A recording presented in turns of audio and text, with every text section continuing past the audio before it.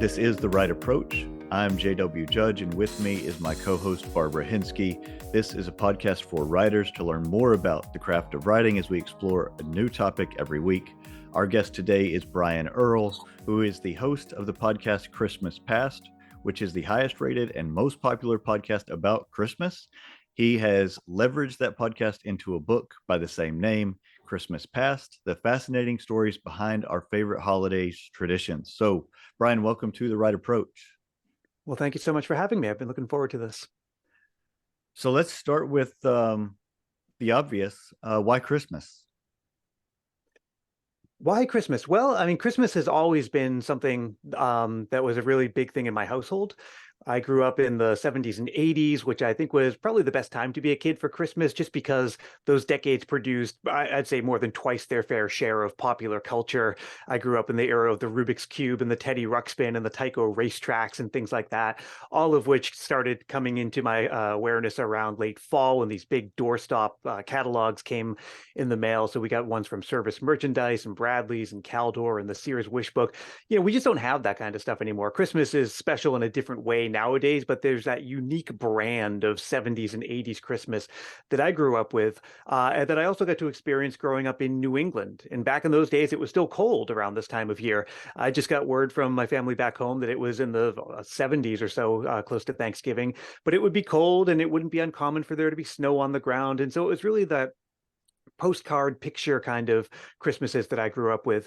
And then in addition to that, I'm one of 5 kids, and I grew up on a cul-de-sac with all these houses that also had 5 kids. And there were just kids running around and sledding in each other's backyards. And my mom was a really handcrafty kind of person. Our Christmas stockings were ones that she made from scratch.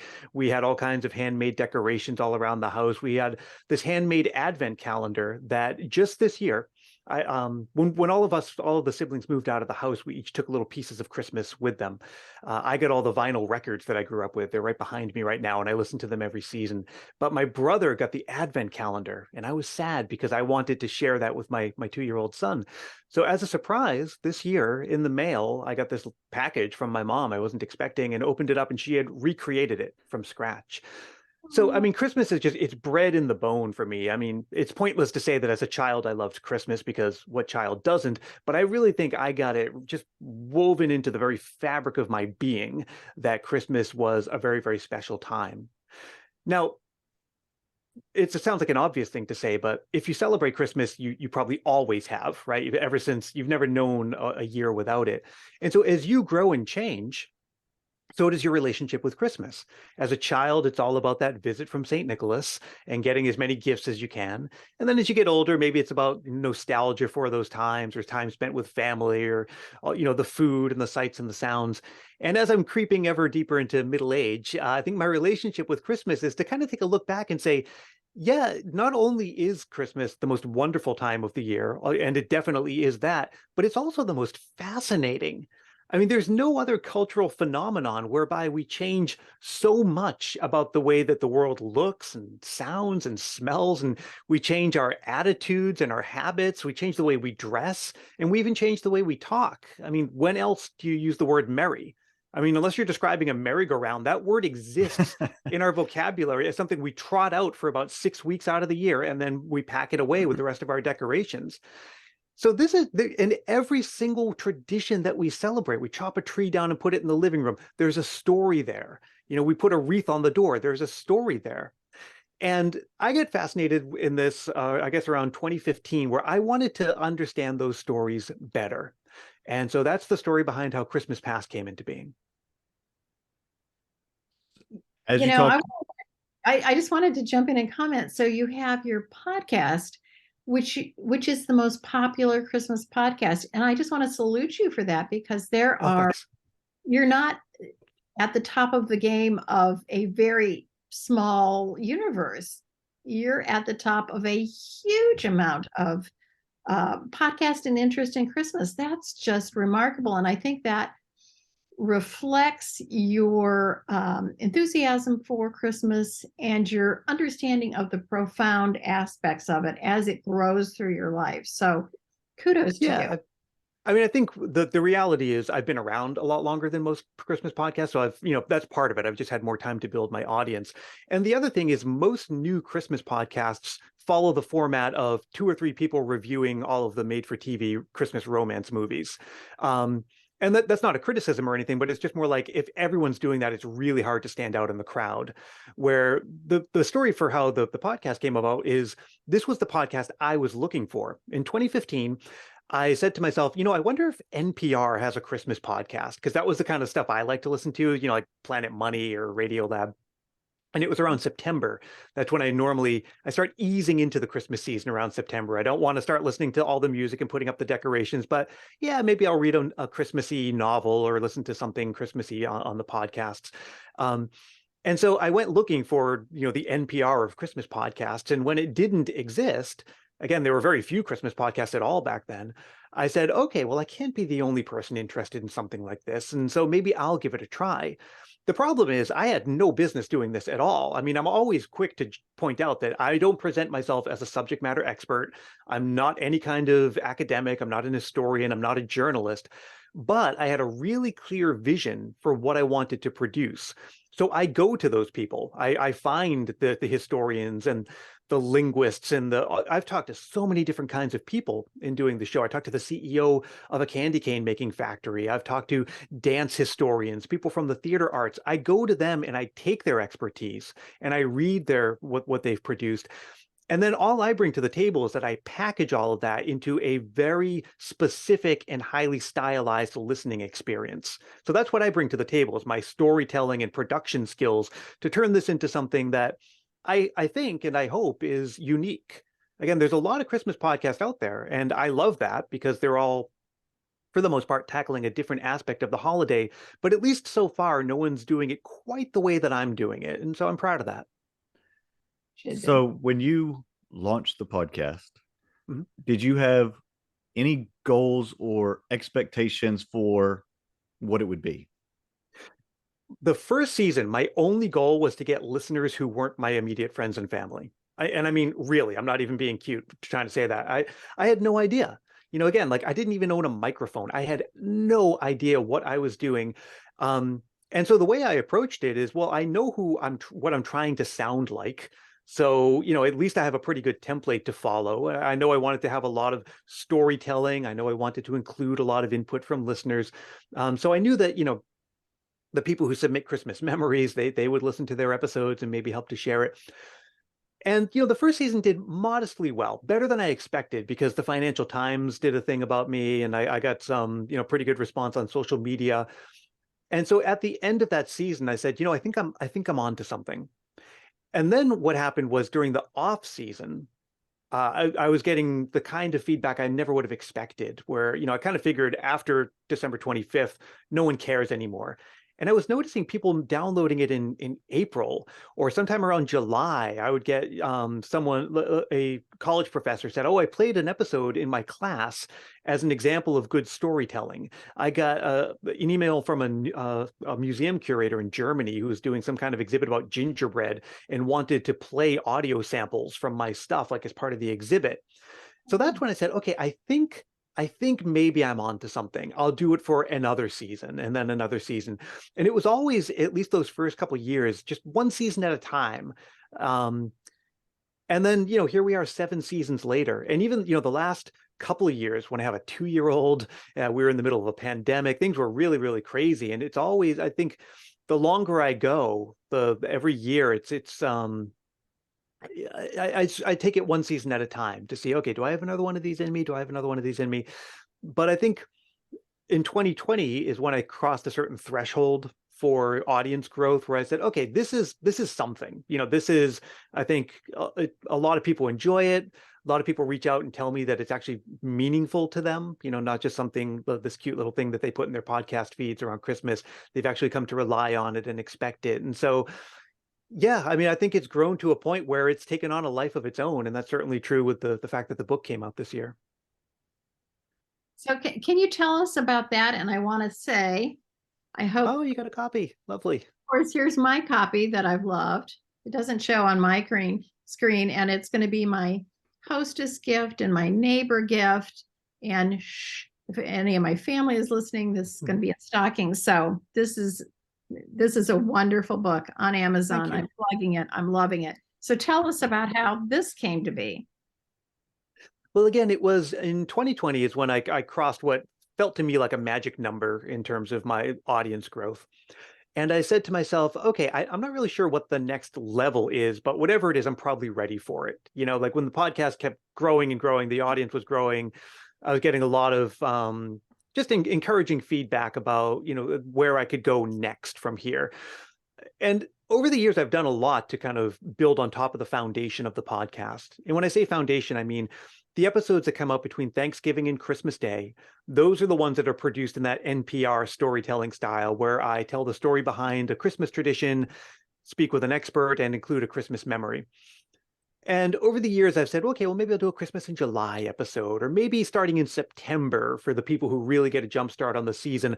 I'll start putting out weekly episodes, but they're not the core ones. They're not the ones that I do all this research. It's more like I'll read a classic Christmas story, or I'll do more of like a casual interview with somebody.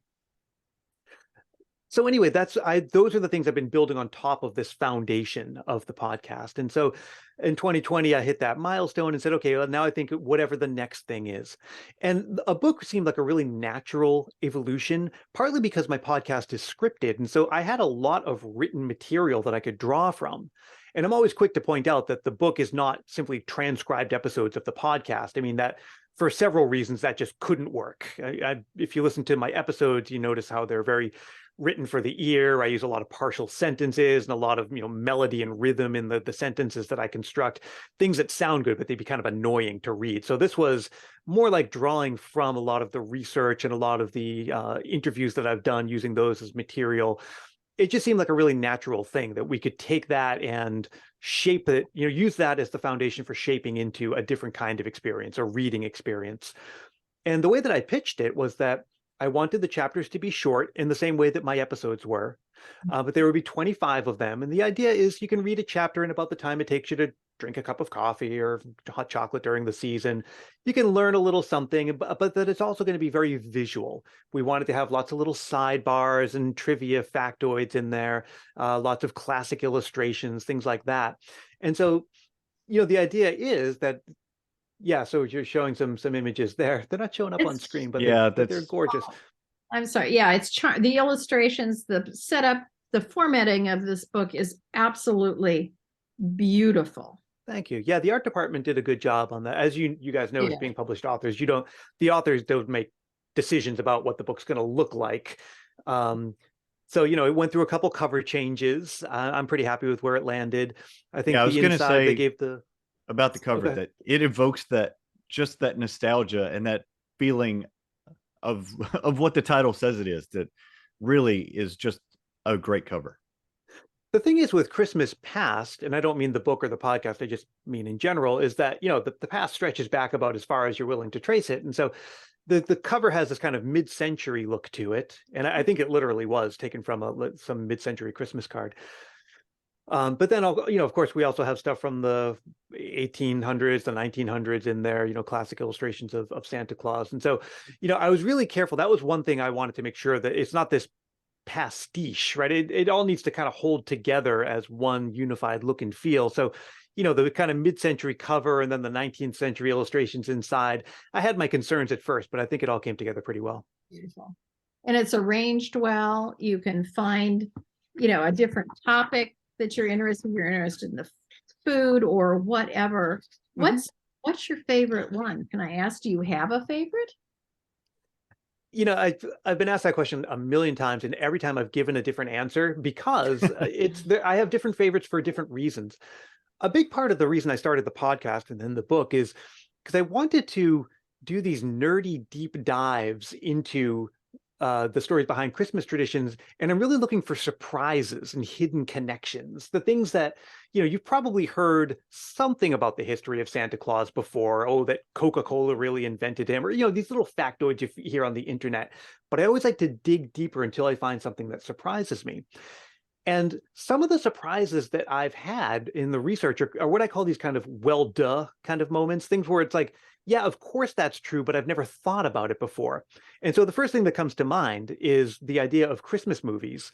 And there is a chapter on that in the book where you think of movies like Miracle on 34th Street or It's a Wonderful Life that came out in the 1940s. And you think, okay, yeah, like Christmas movies must be a really old idea. But of course, the notion of a Christmas movie couldn't have existed until television came along.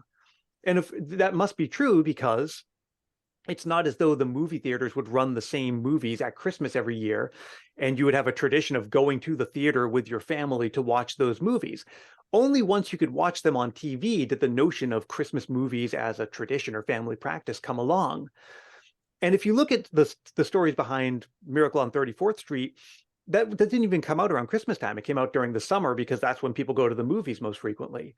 Or, It's a Wonderful Life it wasn't even a really popular movie. It actually, I think it just broke even or slightly under that. It was only once it lapsed into the public domain through this quirk of American copyright law that TV stations said, oh, cool, I get a free Christmas movie. I'm going to show this on TV. And then everyone started watching it. I grew up thinking the reason we all watch that every year is because of its undeniable greatness, when it's really that it was a free thing that fell in the laps of different TV stations.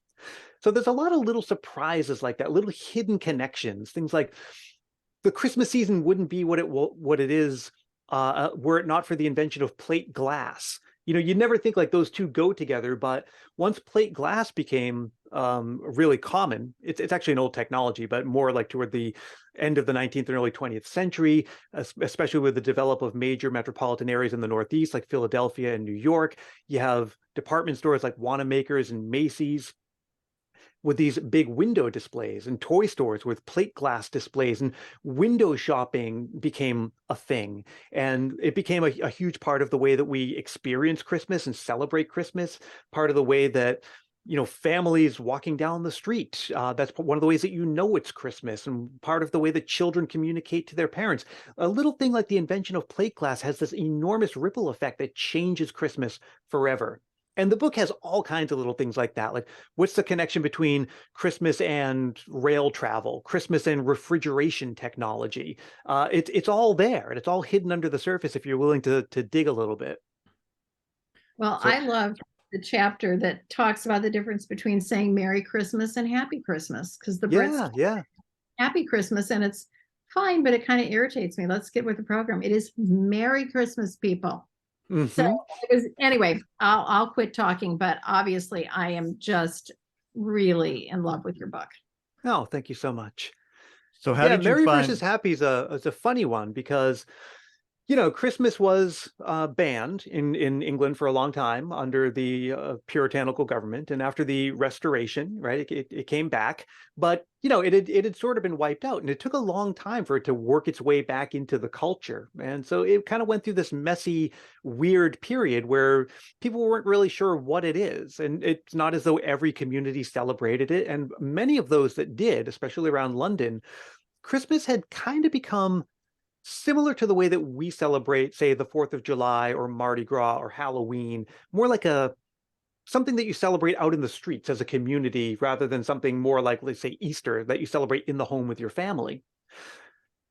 And it was really the Victorian upper classes, so the story goes, that they wanted Christmas to become more of a domesticated, family-centric holiday. And part of the way that happened was by changing Merry Christmas to Happy Christmas. Merry was associated with more like merrymaking and carousing, whereas Happy was the more genteel upper class. And it was very famously that King George said Happy Christmas at the end of one of his radio addresses that really solidified that. That's another, to backtrack a little bit, I talk about this in almost every chapter of the book, how the media, the print media, radio, and of course, television, movies, and now social media really have changed Christmas forever. Were it not for print media, we almost certainly wouldn't have half of the Christmas that we have now.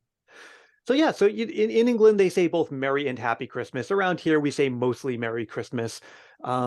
But the reason that there are those two different ways of saying it is because it really comes down to a bit of a class divide, where merry is the way of the common people and happy is the way of the upper classes, at least on that side of the Atlantic. So the podcast is scripted, and it Mm-hmm. sounds like the way you describe it, very intentional in the language you use and Oh, yeah. structure and choices.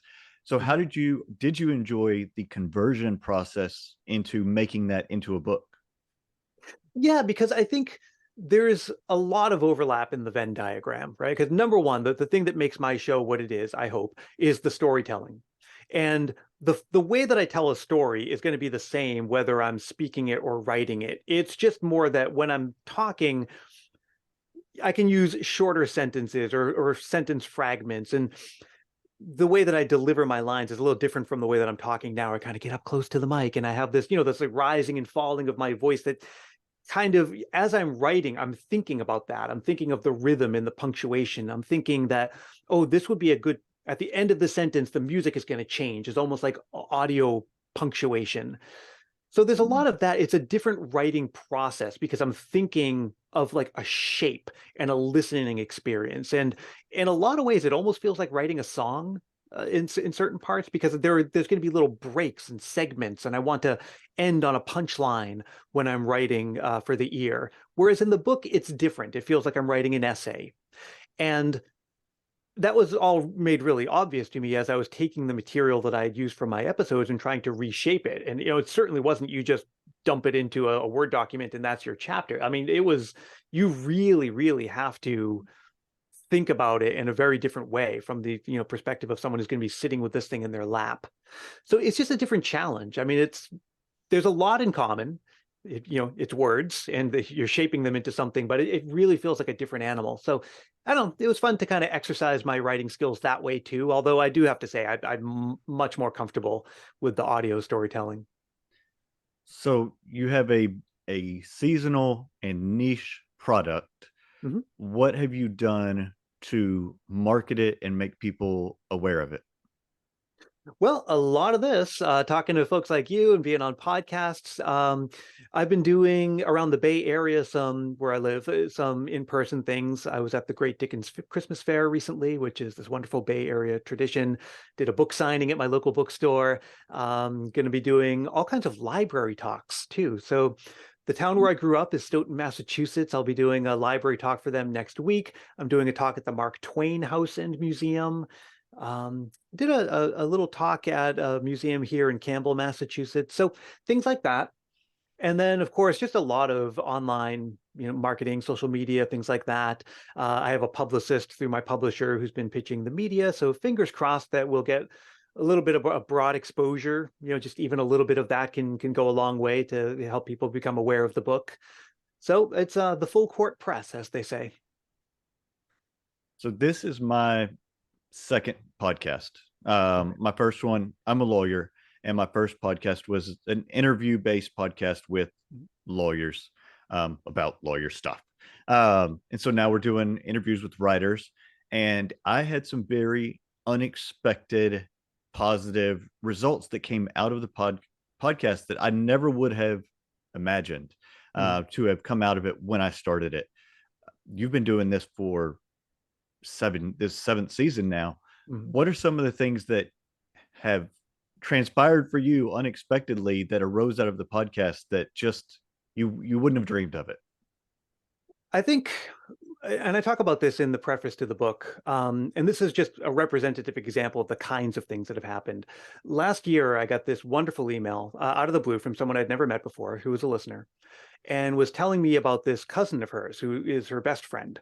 And she's going on about how this person's this talented musician and a gifted, I don't know if the word is seamstress anymore. That's probably a gendered term, but so, someone who's very good at hand sewing and great at baking and decorating, and how this person, had played the violin at her wedding and designed and built her wedding dress. And you're reading this and I'm thinking, this person sounds like someone I'd love to have in my life, just this wonderful person. And then ends with how they recreated this Victorian Christmas celebration in a barn where, that she made all these gingerbread cookies and conducted the orchestra and everything was candlelit, blah, blah, blah.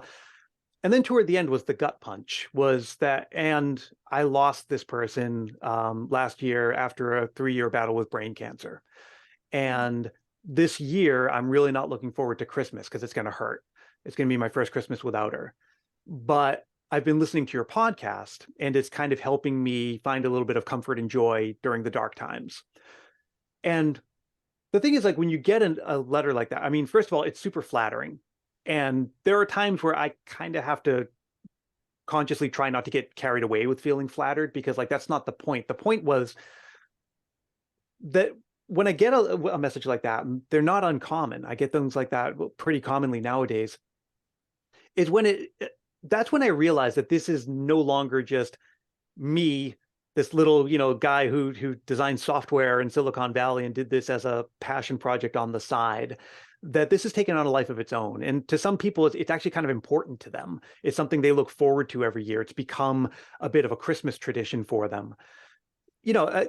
When I started it out, of course, I hoped it would be successful. And of course, I thought, sure, I'm contributing something to Christmas in a very small way. And it's not like I have a zillion people listening to it, but to those that I reach, I hope it's meaningful to them. But I really couldn't have imagined the response to it, like the extent to which a lot of people actually do feel like it's something they look forward to, or that an episode might have triggered this long dormant memory that they had. I get this all the time, that people say, oh, listening to your show kind of sounds like, it feels like time spent with an old friend because of the way that I talk and the way that I include people's Christmas memories. So those are things that I was trying to do, or maybe secretly hoping would come to pass. But I think I was surprised by just how much that's actually been the case. So there's that. And then maybe an extension of that is, I always tell people, look, if you review the podcast on, Apple Podcast or whatever, I'll send you a handwritten Christmas card. And I do that, I fill out both sides, the whole thing, and I'll just write about what I'm doing that day or what I saw this week. Or, it's not just like hey, thanks for the review. I'll actually write you a card, and I'll put a sticker in it. And so, of course, now those people have my return address. And so I'm always surprised. Every year, I just get all these Christmas cards from my listeners. And, again, like starting it out, it was just what felt like a creative project. A big part of the reason for starting it was that I wanted to be able to have a little Christmassy hobby to work on outside of the Christmas season. It's not that it takes me all year to produce my episodes, but I kind of let it expand into the year. So I'm always like kind of tinkering with it throughout the year.